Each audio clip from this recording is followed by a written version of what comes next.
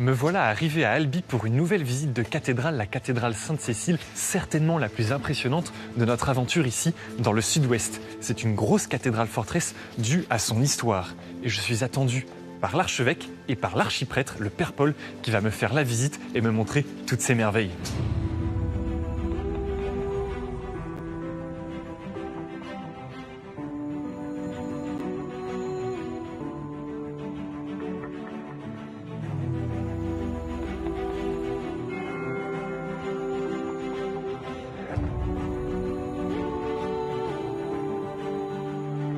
Bonjour mon père.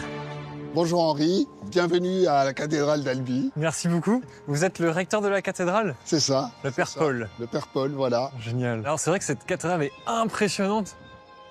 Ah. On se rend vraiment compte de sa taille quand on est vraiment au pied des murailles, là. Bon, aucune cathédrale ne se ressemble, mais celle-ci est quand même très particulière, ça c'est vrai. Vous avez un mélange de briques Ouais. et vous avez des lignes verticales symbolisées par ces demi-cylindres. Alors c'est très astucieux. La brique, c'est la couleur rose, c'est la couleur qui rappelle la chair, pour dire oui, Jésus était un homme. Et puis ces lignes verticales, eh bien ça symbolise la transcendance, c'est-à-dire c'est pour rappeler que Jésus est un homme, mais il est aussi le Fils de Dieu. Donc c'est une manière de réasseoir le message chrétien, catholique, dans cette terre qui avait été quand même marquée par l'hérésie, et d'une manière forte, c'est-à-dire on veut ancrer, vraiment enfoncer le clou, on pourrait dire, du catholicisme dans cette région. Et c'est la raison pour laquelle on a fait une espèce de forteresse. C'est vrai qu'elle est très austère d'extérieur, mais j'ai bien compris que l'intérieur, c'était pas la même histoire. C'est tout à fait autre chose. Mais ça, pour ça, il faut aller voir sur place. Bah, j'ai hâte de découvrir.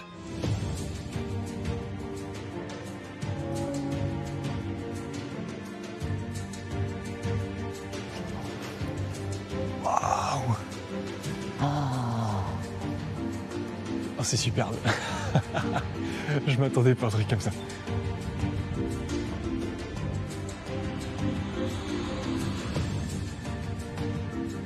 Il y a deux périodes essentielles dans cette cathédrale. Une période médiévale qui est celle de sa construction, dans un style très forteresse, militant. Et puis une deuxième période qui est celle de la Renaissance, donc fin 15e, début 16e. Des artistes que les évêques de l'époque ont appelés, des peintres, des sculpteurs, ont réalisé un travail phénoménal et qui aujourd'hui crée ce magnifique contraste. Mais c'est entre, plus qu'un voilà, contraste, là, c'est... assez saisissant. Ah oui. Oui. Ça, mon père, qu'est-ce que c'est? Parce qu'on a l'impression que la cathédrale est coupée à la moitié un peu. Absolument, c'est ce qu'on appelle le jubé, parce que c'était au-dessus, il y a une tribune sur laquelle était proclamée la parole de Dieu, et celui qui devait la proclamer auparavant s'inclinait en bas en donnant une formule latine qui commençait par Iube Domine, jubé. Voilà. Donc Iube Domine Benedicere. Voilà. Oh, Je la très connais. bien. Je la connais, celle-là. Bravo, voilà. C'est ça. Et en fait, c'est une clôture qui matérialise l'espace le plus sacré de la cathédrale. C'est là où il y avait vraiment la vie de prière, les célébrations à l'époque, avec les chanoines, avec l'évêque. Et ce jubé protège, crée en fait une petite église dans la grande église. Et vous voyez, c'était une pierre calcaire blanche, et à l'époque, ça avait été construit dans un intérieur qui n'était pas encore peint, qui était orangé. On peut rentrer dans le chœur? Ah bah bien sûr, on va faire ça. Bah moi je vous suis.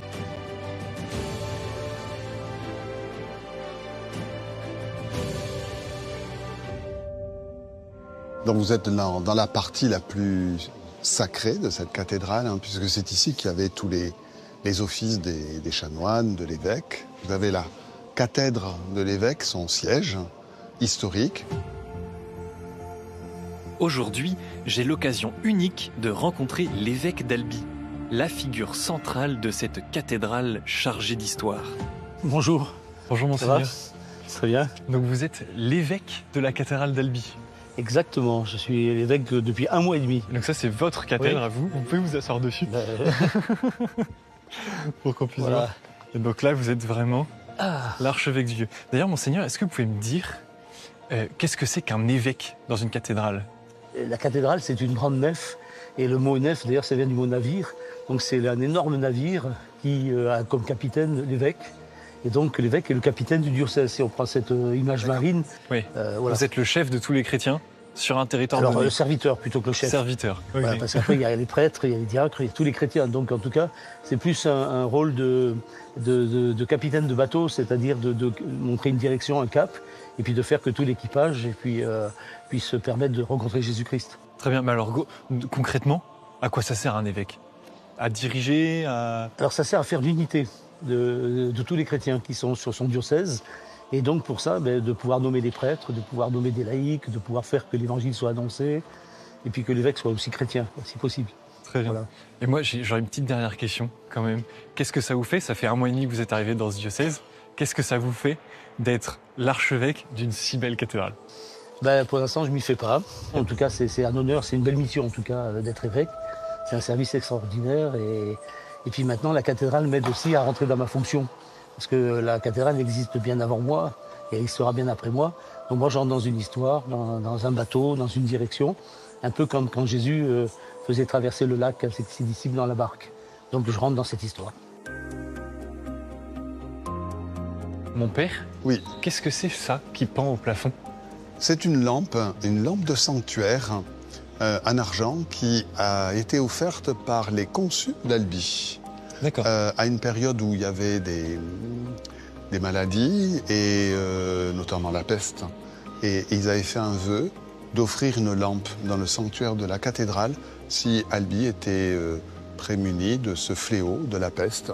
Et comme Albi a été protégé de la peste, eh bien, ce qui avait été promis a été placé.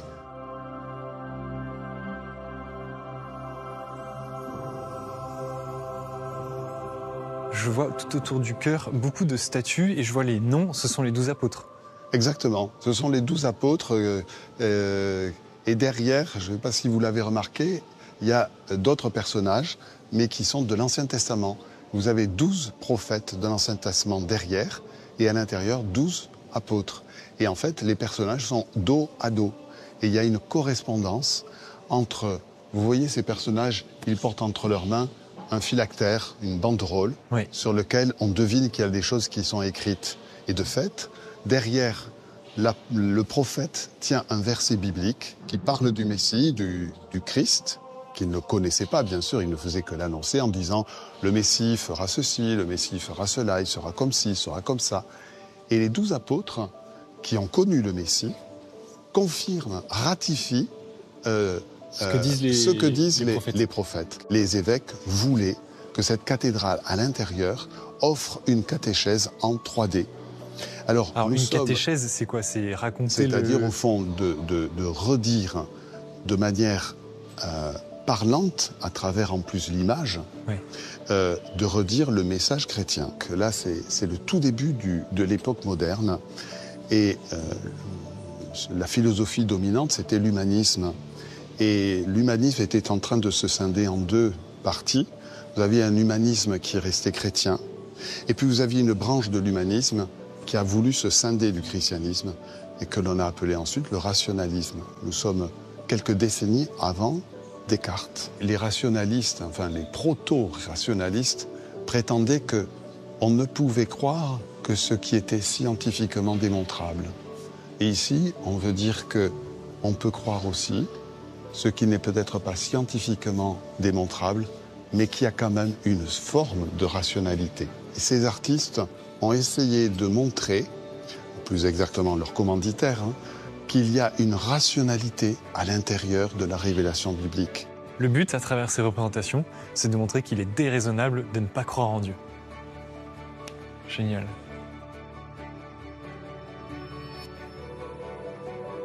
Mais moi, quand je lève les yeux au plafond, j'allais dire au ciel, mais là, en l'occurrence, c'est le plafond. Oui, mais c'est le ciel. Je suis émerveillé aussi par toutes ces peintures. Est-ce qu'elles aussi, elles ont un sens? Elles ont un but, une signification particulière? Tout à fait. C'est programmatique là aussi. En fait, si vous voulez, tout commence par la sculpture. Donc là, on est en train de redire qu'il est raisonnable de croire.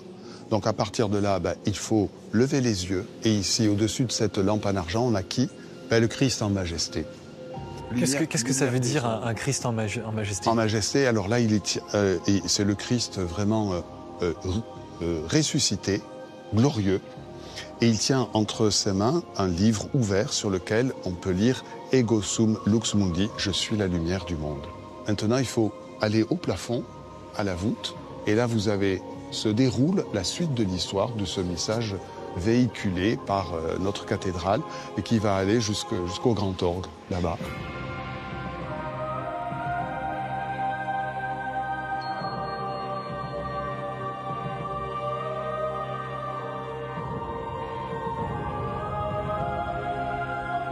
Mon père, cette grande fresque qu'on voit juste là, Oui. qu'est-ce qu'elle représente? Alors, elle représente le jugement dernier. C'est vraiment la clôture, en fait, de toute cette programmation. Hein. Il faut imaginer, parce qu'au centre, il y a cette arcade, mais elle a été créée, cette arcade, postérieurement.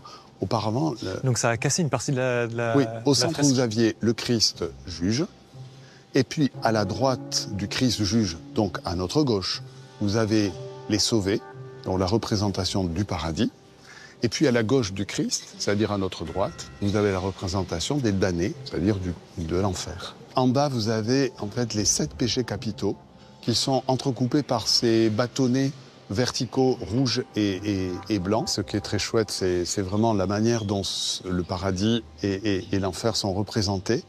Vous avez des personnages vraiment assez impressionnants. Alors du côté de l'enfer, vous avez des faciès qui deviennent animalesques. Ah Donc oui, ça veut dire ok. que quand on se sépare de Dieu, il y a comme une humanité en nous qui est en train de s'évaporer, de disparaître. Et quel est l'intérêt de représenter l'enfer dans une église?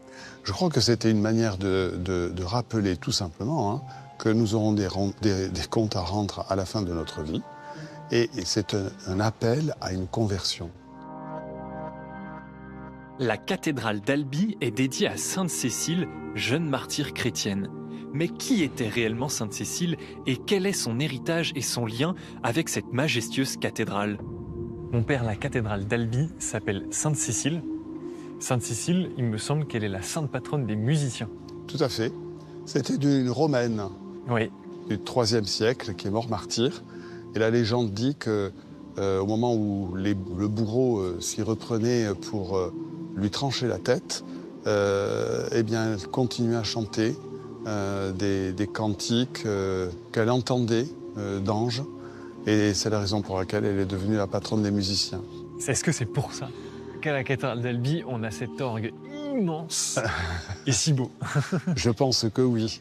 Parce qu'on s'est dit que si ici, dans cette cathédrale dédiée à la patronne des musiciens, on ne faisait pas un instrument majestueux, mais où est-ce qu'on allait en faire un? C'est la raison pour laquelle on a un orgue monumental qui est du XVIIIe siècle, qui a été réalisé par un facteur lorrain qui s'appelait Christophe Moucherel et qui a créé en 2 ans ce magnifique instrument. Et non seulement il était facteur d'orgue, mais il était à la base ébéniste. Et c'est lui qui a créé non seulement toute la machinerie intérieure, mais qui a créé ce buffet qu'il a sculpté. Et c'est vraiment absolument magnifique. En découvrant l'histoire de Sainte Cécile et de son lien avec Albi, je comprends que chaque figure sainte, chaque histoire spirituelle doit nous inspirer et enrichir nos vies. Mais ce n'est pas fini, car je me dirige maintenant vers Lavore.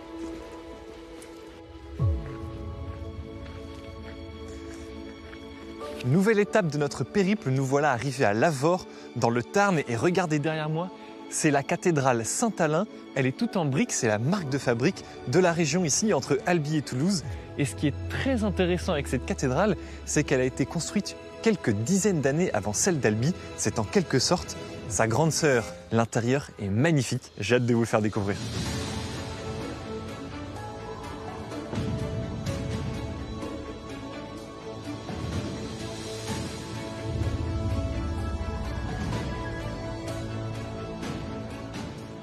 Bonjour monsieur. Oui, bonjour. Donc vous êtes? Je m'appelle Michel Guipouille. Donc Très bien. je suis l'ancien adjoint à la culture et au patrimoine et j'ai eu la charge et l'honneur de superviser les travaux de restauration de la cathédrale Saint-Alain Génial. pendant 3 mandats. Voilà. Et en plus, elle est magnifique cette cathédrale. Il faut que je vous avoue quelque chose. Oui. C'est que c'est la première fois que je vois une cathédrale. Oui, là, c'est le Jacquemart qui vous dit bonjour. Ça, c'est le Jacquemart. Oui, voilà. Qu'est-ce que c'est le jacquemart? C'est un automate qui est donc l'histoire d'une légende au moment des guerres de religion. Donc les catholiques et les protestants, en particulier les calvinistes, donc on a fait prisonnier un calviniste et on l'a mis en haut de cette tour. Oh, le pauvre. Pour sonner les heures. Et comme c'était un homme ingénieux, il a fabriqué avec des bouts de bois et de fer, il a fabriqué un automate pour taper sur les heures. Alors le jacquemart, c'est Jacques qui martèle la cloche. Ok, d'où Voilà. Jacquemart. Okay, Jacquemart, voilà.